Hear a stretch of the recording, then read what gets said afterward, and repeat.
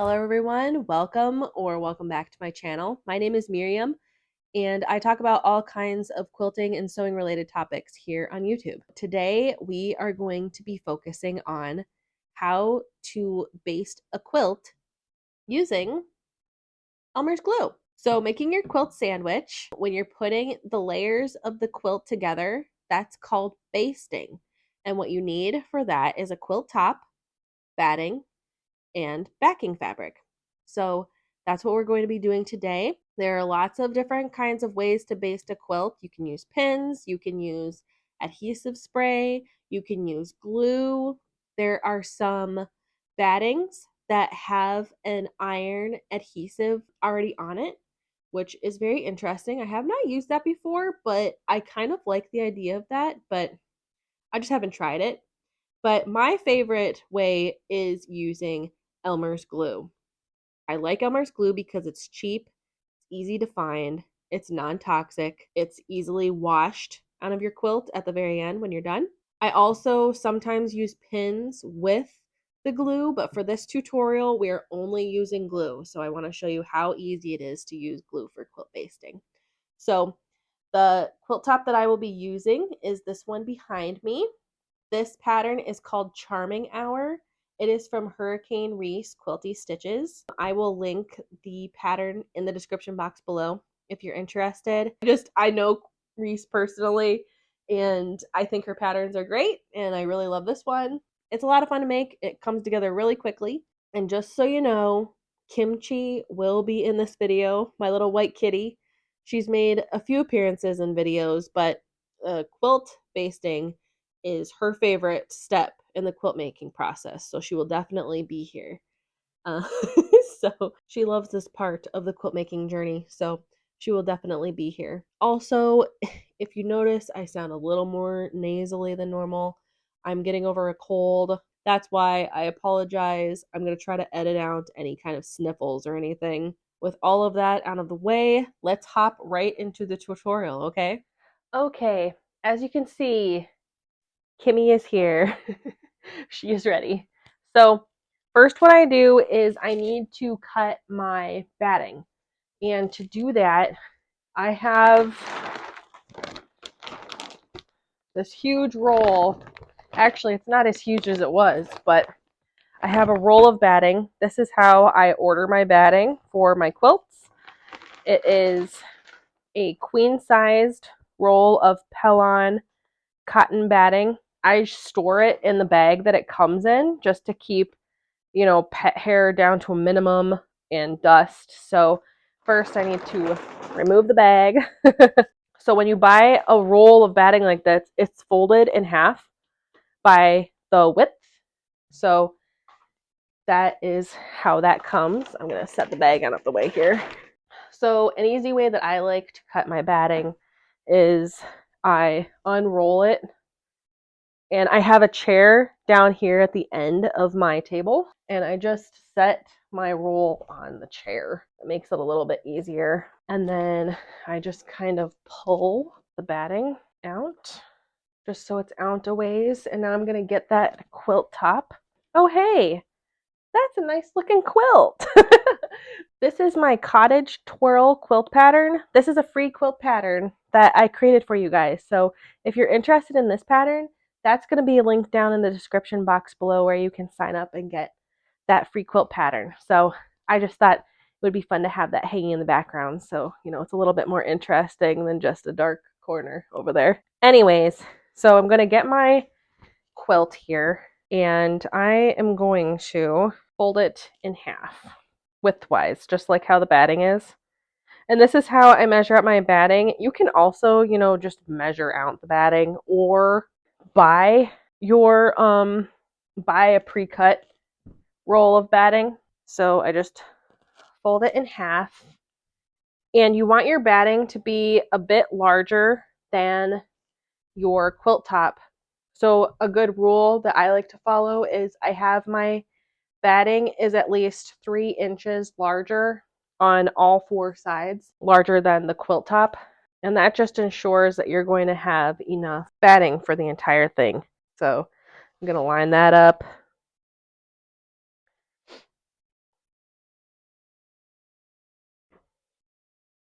Kimmy, you here to help? Just like that. And I'm gonna, watch out, baby girl.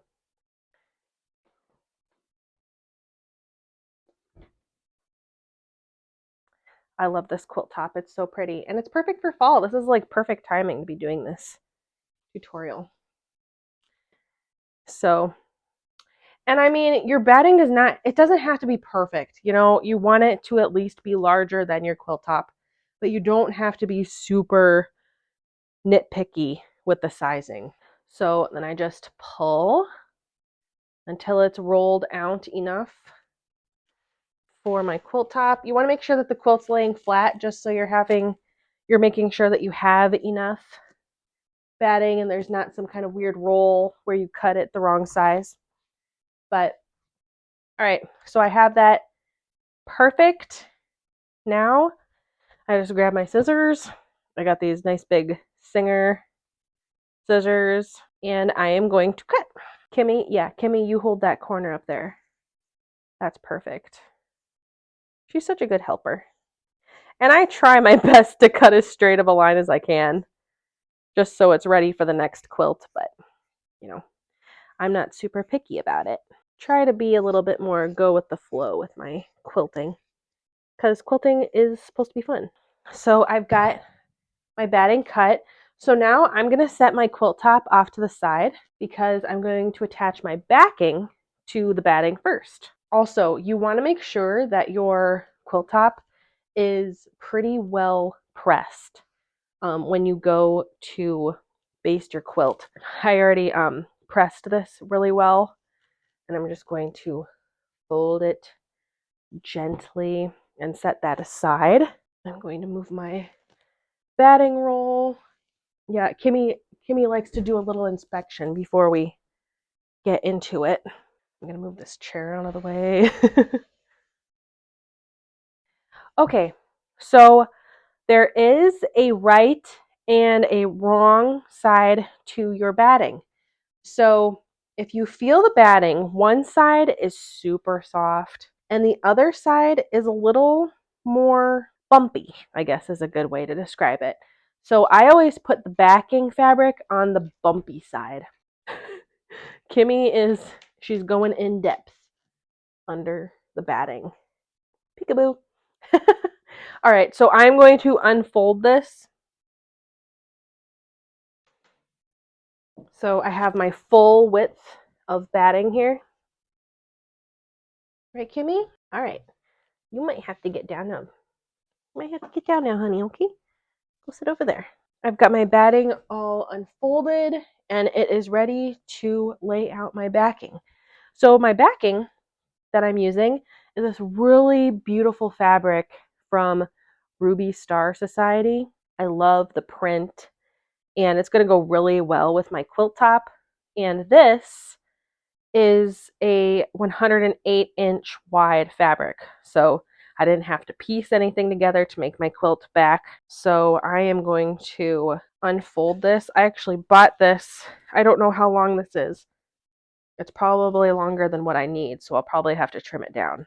But first I'm going to trim it. So we are just going to unfold it here and lay it out. Oh, Kimmy, I literally go through this every single time, you guys. I don't have the heart to lock her away because she just has so much fun. So I like my backing and my batting to be about the same size. I want to line up my top edge.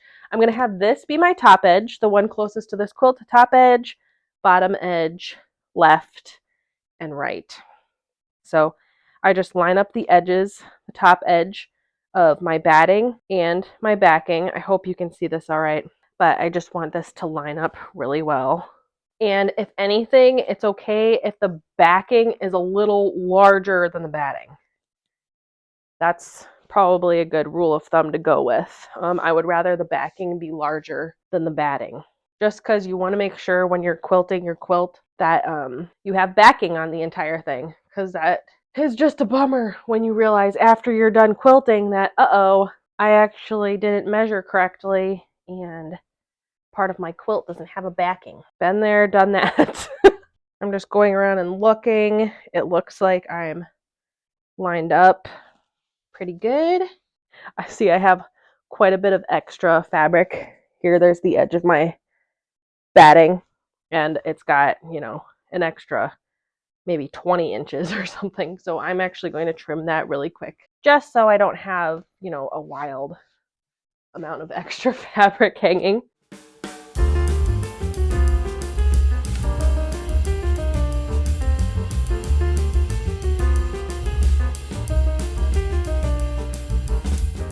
Keep an eye on your favorite quilt shops and watch out for when they have this backing fabric on sale. You can get really good deals on backing fabric that way. That's how I got this. I'm just going to set this extra fabric aside and I can use this for something else. Just going to set that aside. Okay, now we are ready to baste. So for when we are going to baste, first I want to make sure that my quilt, you want to make sure that the quilt backing and the batting line up, that there's no hangover with the batting. You want to make sure that they are laying together nice and even. So you also want to make sure that your backing fabric is pressed and ironed. You don't want any huge creases in it because that can just cause problems when you're quilting. So mine's pretty flat, and I'll be able to smooth out any kind of wrinkles that it might have just with my hands. So now we get to do the fun part, which is the glue. I like to get my quilt pretty centered on the table. So if you're using a smaller table, like if you have a foldable like 3-foot by 6-foot table or something like that, you can do this process with that table. So your workspace is just a little bit smaller, but you just do it in more sections. So I'm going to show you how I do it. So I get my batting and my backing centered on my table as best I can. We're not there, it doesn't have to be perfect, okay? I'm not super picky about it, but I do have it centered. And now I'm getting my Elmer's glue. So you don't have to do anything to the Elmer's glue. You don't have to add water. You can add water if you want. Before I started using just straight Elmer's glue, I was actually taking Elmer's glue and mixing it with hot water, kind of shaking it up. And I had it in a spray bottle and I would actually spray it. And that does work, but the glue is a lot less sticky and it makes the quilt quite wet. So it takes a while for it to dry if you do it that way. So I just learned that using just Elmer's glue works better in my opinion, and you skip a step of having to make your little glue mixture, and this works great. And plus the little nozzle on these bottles is perfect. So what I'm going to do is I'm going to unfold the backing fabric halfway once I know that it's centered on my batting. That's very important, just having it centered on the batting. And I have the backing, I cut it a little larger than the batting. So that's what we do. And then our batting is larger than our quilt top. So it's kind of a layered effect. So here's Kimmy. She's here to help. So now I'm just going to take my glue and I am just going to gently squeeze. I'm not going to squeeze like crazy. We don't want a huge glop coming out. I just want a thin line, and I just start squeezing out a nice thin line. I circle around.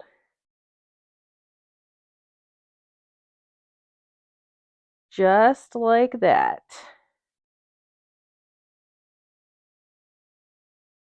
Let's get a different angle here with the camera so you can see. Okay, I'm holding the camera and I'm going to try to glue at the same time. So, as you can see, there's the glue. So I'm just going to pick up where I left off. We're just going with a thin line around.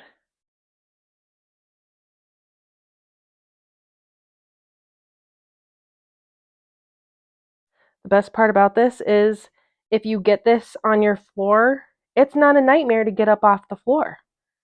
Whereas if you were to use a spray adhesive Oh my goodness, that stuff is such a mess and such a pain to get off of stuff. And it reeks. It's icky. I am not a fan of the spray adhesive. I know a lot of people love the spray adhesives, but me and Kimmy do not approve, right, Kimmy? So that's what the glue looks like. I know it's a little hard to see because of the it's the same color as the batting. But we just kind of loop it around.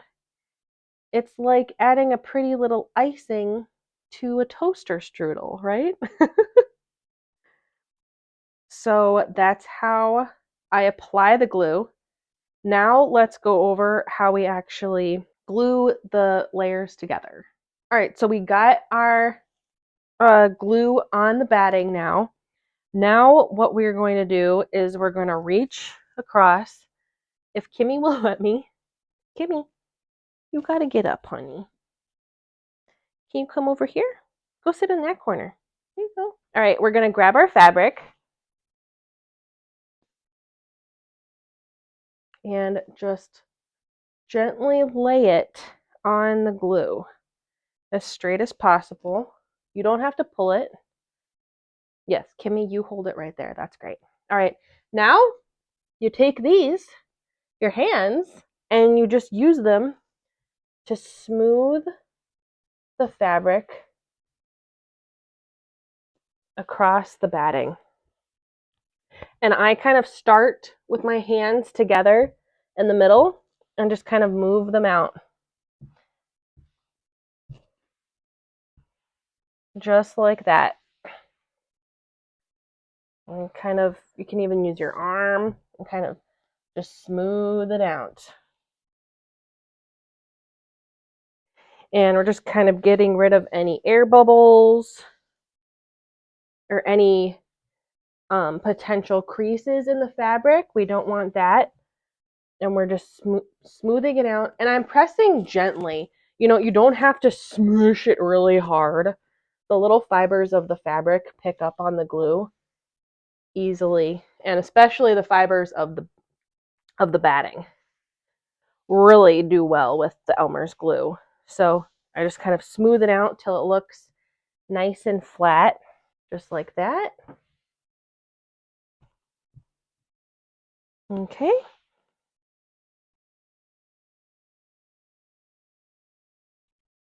And then I move the quilt down a little bit to get some more. Kimmy, I'm going to put you over here. I'm going to move it down so I can apply the rest. We literally just repeat that process for the rest of the batting.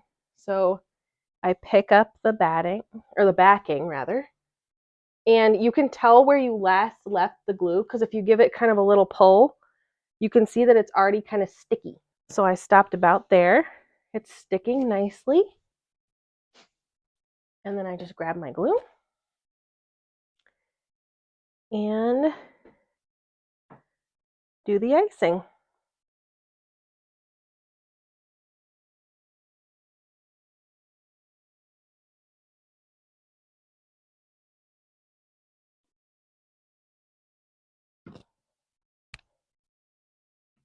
And then I grab the fabric and pull it down.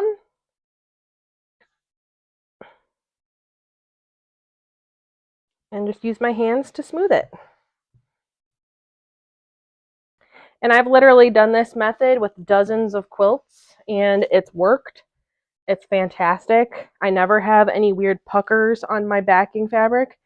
That is the worst when you've done beautiful quilting on your quilt top and it looks great, but then when you flip over the quilt and realize there's a huge pucker of fabric on the backing, it's like, ugh, it's so frustrating. So the glue method really, it's the best way for me. I've never had that problem when I use the Elmer's glue. So that's a huge reason why I started using Elmer's glue, because I really hated when that happened. So that is not fun. And that would happen a lot if I only used pins to pin baste. But using glue cuts down on that problem for sure. That is done. Half of our quilt backing is already glued down. Now I'm just going to do the same thing to the other half. Find out where I left off here. Right about there.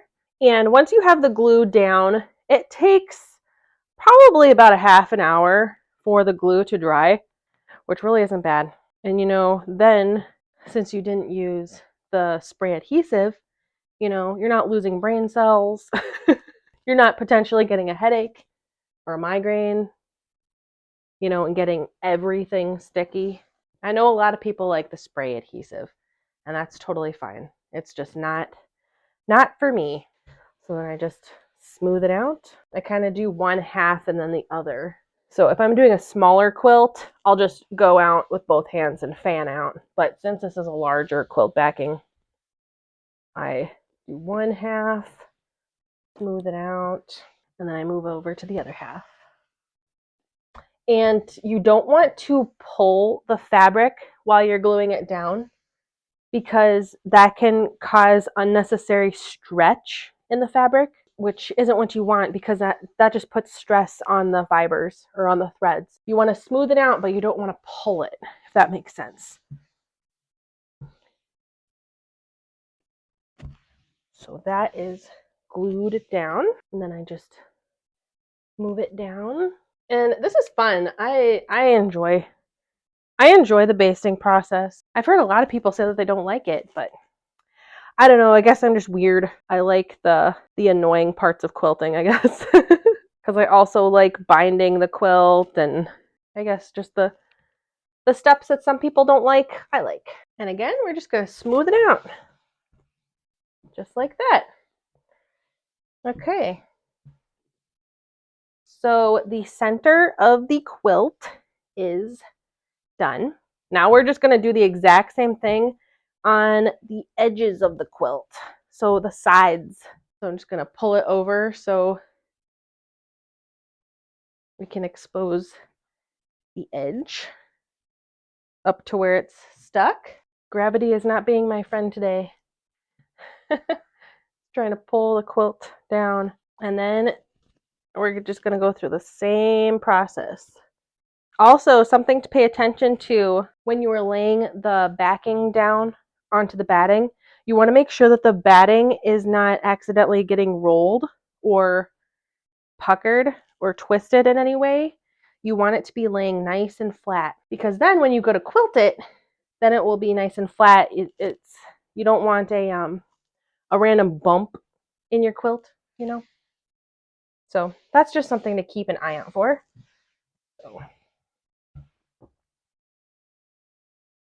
And that can happen a lot on the edges. So I just check the edges to make sure that they're laying nice and flat while I'm laying them down. Just like that. That's smoothed. Might have to lift it open a little bit like that to get in there. Might feel a little awkward, but it doesn't have to be perfect. It really doesn't. I feel like with a lot of these different methods, there's no right or wrong way to do it. You just kind of have to figure out which way is right for you. Because you know what? I swear by using Elmer's glue just this way. But you know what? There's some people that would not. And they wouldn't agree with my method. And that's okay. You just got to find out which way is right for you.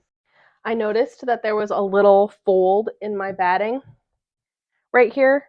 So all I did was I lifted this up and just kind of gave the batting just a little tug, and that got that fold out. And now it lays nice and flat. So you might have to do that.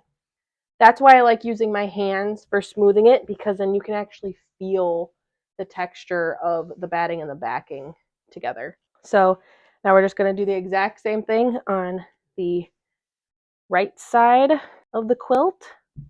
Pretty exciting, right?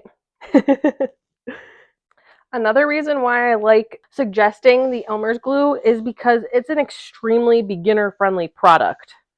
There's really not really any technique that you need to get down to be able to use it. I mean, it's literally just squeezing out a little glue and then smoothing it out with your hand. And it's easy to find anywhere. I mean, you can go to Walmart or Dollar General or the dollar store and get glue. I've always just used Elmer's glue. I haven't tried other brands, but I'm sure, you know, generic school glue would work just as well. I buy a big jug of Elmer's glue and just fill up my little bottle when I'm running low.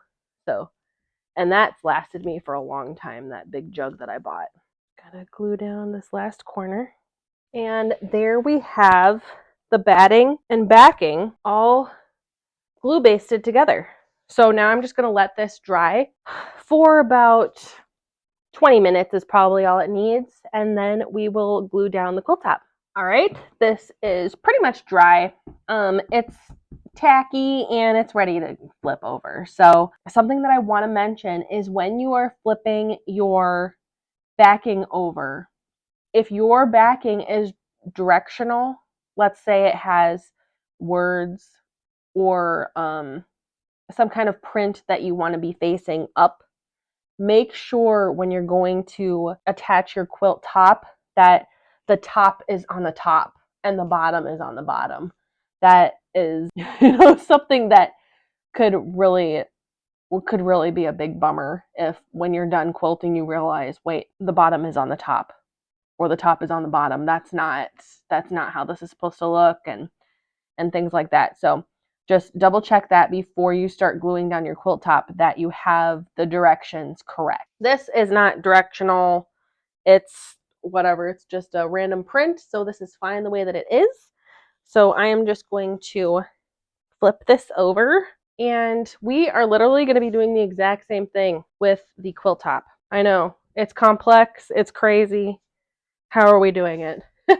By laying out our quilt top, making sure that it's centered and perfect on the batting. Then we just glue it down, just like we glued down the backing. So I'm gonna grab my quilt top here. And this is where I spend the most time probably, is just making sure that I am centering my quilt top correctly on the batting. So I just take my time with it, make sure that everything is laying down properly.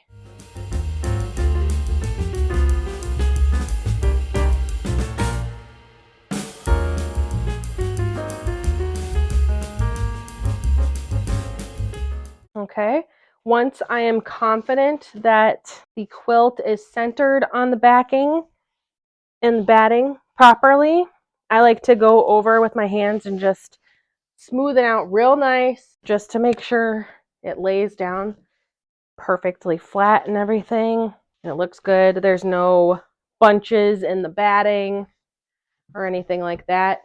Double check to make sure there is some extra. What I mean by extra is, see, I have my quilt top, my batting, and then my backing. So that's how I want it to look.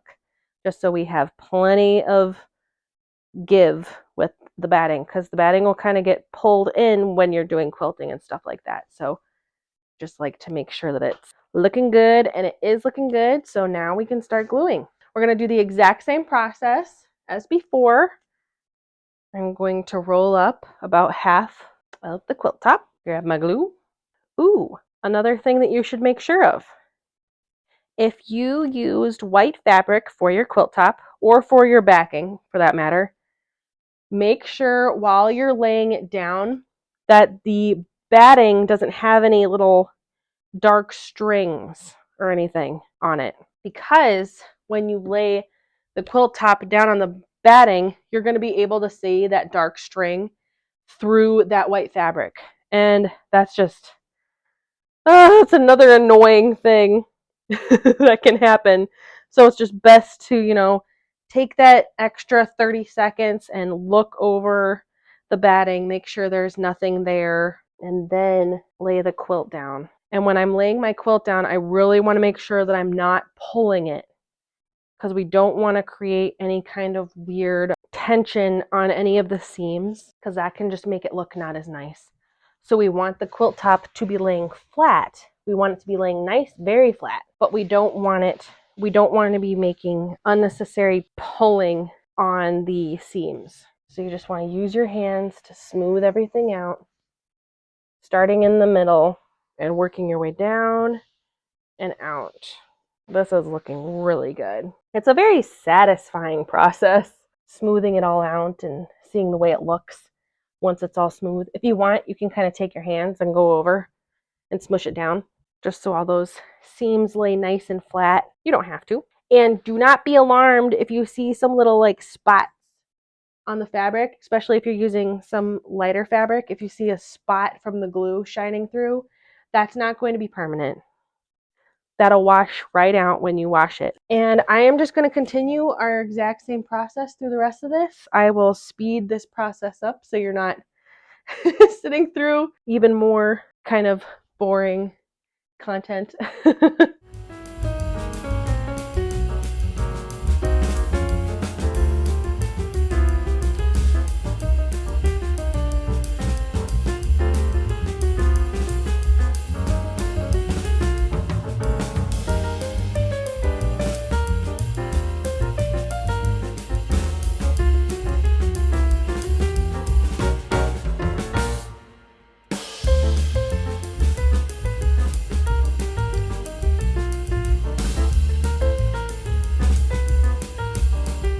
So there was my super easy tutorial on how to use Elmer's glue for quilt basting. If you have any questions, please leave them in the comments below. I love answering your questions and finding out what methods you used. Have you used Elmer's glue before? Let me know. A question that I thought of that some people might have is, will Elmer's glue gum up your needle? And I can speak from my own experience. I have never had that happen. You know, I can't guarantee that it's not going to happen for you, but I honestly have not ever had that happen. When I used spray adhesive, that gummed up my needle really bad. So that's another tick against spray adhesive. If you have any questions, please feel free to ask them. And just thank you so much for watching this. I hope it was helpful. I hope all of you go out and buy a bottle of Elmer's glue and try it. I'll link Elmer's glue in the description box below if you want to look at it on Amazon. But other than that, just thank you so much for sticking around to the end of this video. I really appreciate you, and just thank you so much. Stay tuned. I am going to show you how to quilt this quilt, and it's going to be really cool. I've got some really cool ideas going on in my noggin. Some free motion is going to be going on, maybe some straight line quilting also. We'll see. Might get a little crazy. But yeah, just thank you guys so much and have a great rest of your day. Bye. Yeah, let's hop right into the tutorial, Kimmy Chu. Yeah.